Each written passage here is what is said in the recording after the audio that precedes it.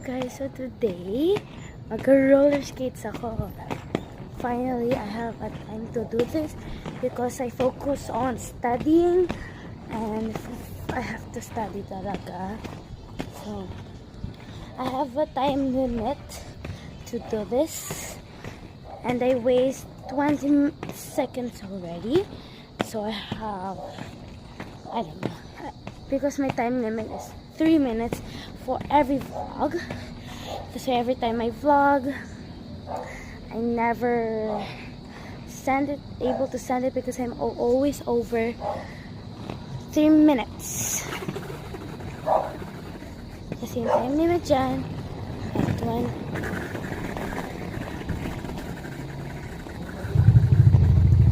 Alam mo yun, parang you're having fun because you have a self-time. Because minsan walang may self-time kasi ako eh.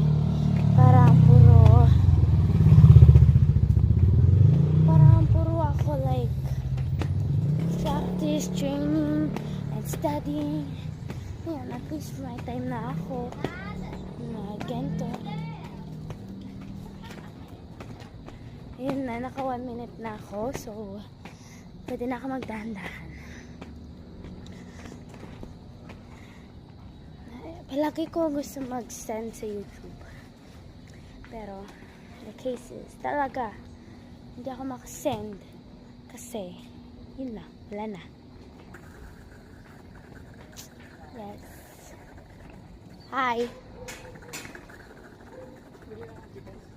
Yes, bye-bye.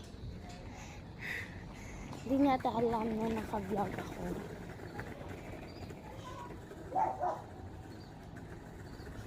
Kanina, habang nag-ganto ko kanina, malapit ako mahulog. Parang, like, hulog na hulog. Uy!